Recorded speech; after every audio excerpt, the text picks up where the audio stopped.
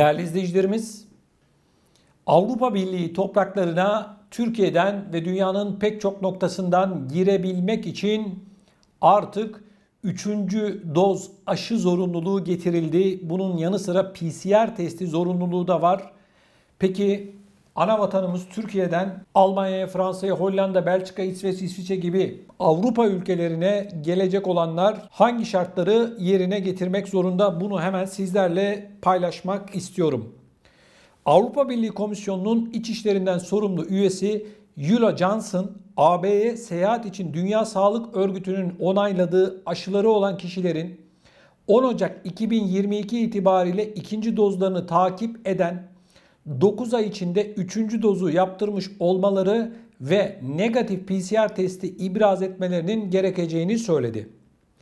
Yani değerli izleyicilerimiz, 2 dozu oluyorsunuz.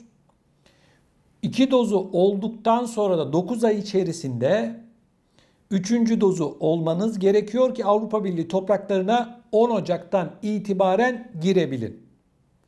Yetkili düzenlediği basın toplantısında Avrupa Birliği'nin yeni seyahat kuralları ile ilgili olarak detaylı bir açıklama yaptı. Bildiğiniz üzere her 2 haftada bir Avrupa Birliği topraklarına giriş kurallarını açıklıyor ve ülkeler listesi yayınlıyor. Artık ülkeler listesinin bir önemi yok. Aşı bazlı hareket edilecek. Yani az önce ifade etmiş olduğum gibi 3 doz artı PCR testini yaptıran herkes hangi ülke olursa olsun girebilecek. Ancak şu anda Avrupa'da Nu mutantı denilen yeni bir virüsün türü var. Güney Afrika'dan gelişler Almanya'ya şu anda yasaklanmış vaziyette. Bunun da bilinmesinde fayda var. Şimdi Avrupa Birliği aslında şunu söylüyor. Diyor ki herkes bu sıvıları olacak. Eğer sen olmazsan benim ülkeme, benim kıtama, topraklarıma giremezsin diyor. Aldığı karar Türkçe bu. Ben bu kararı insani bulmuyorum, insan haklarına aykırı buluyorum. Bu sıvıları olan insanlara nasıl ki herkesin saygı göstermesi gerekiyorsa, bu sıvıları olmayan insanlara da başkalarının saygı göstermesi gerekiyor. Şu an Almanya'da 25 milyon kişi bu sıvıları vurdurmadı. Sen önce evinin içerisindeki insanları ikna et. Sonra dünyanın öbür ucundaki insanlar zaten bu sıvıları vurdururlar. Ben böyle bakıyorum. 18 yaş altı çocuklar negatif PCR testi sonucu ile girebilirler. Onların herhangi bir şekilde aşı ibraz etme zorunlulukları yok. Şimdi Dünya Sağlık Örgütü'nün tanıdığı aşılar şunlar arkadaşlar. Pfizer-BioNTech, Oxford AstraZeneca, AstraZeneca'nın aşı üreticisi Hindistan Serum Enstitüsü'nün ürettiği aşı, AstraZeneca Bio Güney Kore'de üretiliyor. Moderna, Johnson, Çin'in Sinopharm ve Türkiye'de kullanılan Sinovac, Rus aşısı değil bakın Sinovac diyorum, Çin aşısı. Hindistan'da biyoteknoloji şirketi Bharat Biotech tarafından üretilen Covaxin aşıları olanlar Avrupa Birliği topraklarına girebilir. Geriye kalan aşıları olanlar 10 Ocak itibariyle Avrupa Birliği topraklarına giremez. Şimdi değerli izleyicilerimiz, şunun bilinmesi gerekiyor. Önümüzde daha da zor günler hepimizi bekliyor. Avrupa başta olmak üzere dünyanın pek çok noktasında vaka sayıları adeta patlama yapmış vaziyette. Alınan tüm tedbirlere rağmen bu noktaya gelinmiş olması bana göre işte bu kararları alanların bir kez daha başarısızlığı. İşte bakın anlatıyorum, sürekli anlatıyorum, beni takip edenler bilir. Bu kararları alanlar da ne yaptıklarını bilmiyorlar. Bu kararlar, az önce anlatmış olduğum kararlar 1 yıl önce de vardı. Yine görüyoruz her şey başa dönüyor. O zaman bu kararların doğruluğunu tabii ki tartışmalıyız. Oynanan bu aç kapa oyununu tabii ki tartışmalıyız. Ben sıvı karşıtlığı yapmıyorum. Sakın beni yanlış anlamayın. Ben kriz yönetiminin ne kadar başarısız olduğunu anlatmaya çalışıyorum. Lütfen doktorunuza danışın, hekiminize danışın. Onlar ne diyorsa onu yapın bu sıvılar konusunda. Bunda bir problem yok. Beni takip edenler bilir. Benim görüşüm bu. Çünkü insan sağlığı sadece kendisinin ve çevresindekileri ilgilendiren bir şey. Şimdi sen bir devlet yöneticisi olarak benim sağlığım hakkında karar almanı ben doğru bulmuyorum. Bu vücut, bu sağlık benim sorumluluğumda.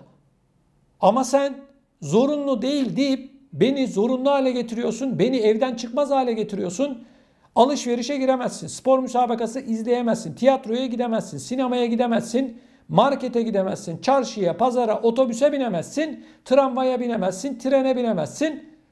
Ney? Zorunlu değil ama. İsteyen olur, isteyen olmaz. Allah Allah, karşında senin çocuk var. Hiç kimse hiçbir şeyden anlamıyor.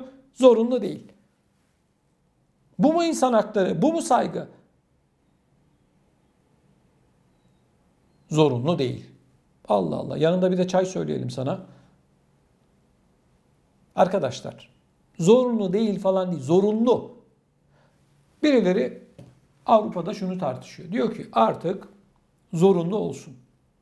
Arkadaşlar zaten zorunlu. Zorunluluk dediğiniz şey nedir? Ne yapacaklar? İnsanları evine gidip kolundan tutup iğneyi mi batıracaklar? Zorunluluk bu mu? Zaten zorunlu hale getirmişler. Zorunlu. Hiç kimse, hiçbir siyasetçi çıkıp zorunlu değil, isteyen olur, isteyen olmaz gibi palavralar atmasın kardeşim. Niye insanları otobüslere, metroya bindirmiyorsunuz? Niye uçakların pek çoğuna bindirmiyorsunuz? Bu mu insan hakları, bu mu demokrasi? Sizin yönetim tarzınız yanlış, bu krizi yönetme tarzınız yanlış. Bugün Almanya gibi süper bir ekonomide 25 milyon kişi bu sıvıları vurdurmadıysa bu devletin yöneticilerinin hatasıdır. Merkel çıkmış geçtiğimiz günlerde diyor ki çevrenizde bulunan insanları ikna edin. Sen devlet başkanı olarak ikna edemiyorsun. Ben mi edeceğim? Böyle bir şey olabilir mi arkadaşlar? Bunun adı rezalet. Bunun adı tamamıyla bir tiyatro oyunu. Zorunlu değil. Nasıl zorunlu değil kardeşim? Zorunlu olmuş. Artık bu sıvıları vurdurmak zorunlu arkadaşlar. Hiç kimse kendini kandırmasın. Ben işte ölsem de yapmam etmem demesin artık. Olacaksınız. Çünkü bu sıvıları vurdurmayanların bu işin sorumlusu olarak ilan etmiş vaziyetteler. Günah keçisi olarak bu sıvıları vurdurmayanlar ilan edildi arkadaşlar. Net, açık. Tartışmaya bile gerek yok. Çıkıp Sağlık Bakanı, Almanya Sağlık Bakanı Spahn açıklama yapıyor. Yıl sonuna kadar ya olacaksın ya da öleceksin diye vatandaşı tehdit ediyor. Evet, Almanya Sağlık Bakanı. Ya olacaksın ya da öleceksin diyor.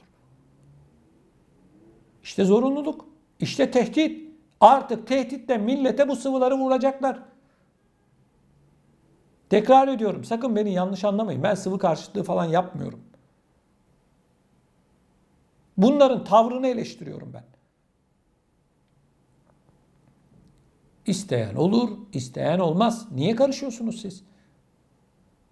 Niye günah keçisi olarak bu insanları ilan ettiniz? Siyasetçiler ne yaptıklarını bilmiyorlar ki arkadaşlar. Ne dediklerini bilmiyorlar. Akşam başka, sabah başka bir şey söylüyorlar. Bu nedir ya? Nasıl bir rezalettir ya? Almanya gibi süper bir devlet sınıfta kaldı. 100.000 vakaya gelmiş durumda şu anda.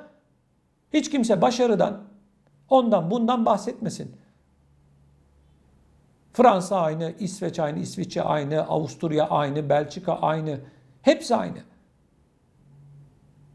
İngiltere, İtalya, İspanya, Yunanistan, Makedonya, aklınıza neresi gelirse.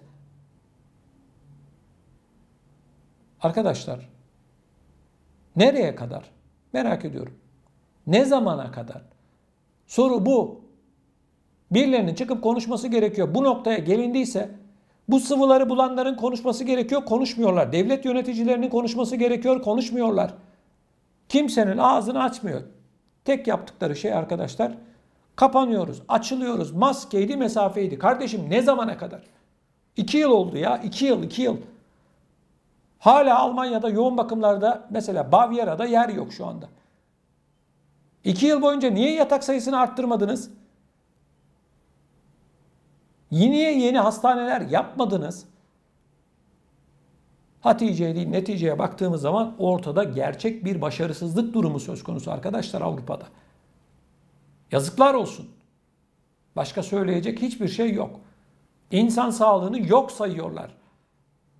Lütfen bu konuyla ilgili görüşlerinizi siz de videomuzun altında bulunan yorum bölümüne yazarak bizlere iletin. Bunun yanı sıra gündeme getirilmesini istediğiniz konular varsa lütfen onları da yazın. Biliyorsunuz ben tüm yorumları tek tek okuyorum. Sizlerden bir diğer önemli ricam ise lütfen bu yayınlarımızı beğenelim, like atalım ve mutlak surette kanalımıza da abone olalım.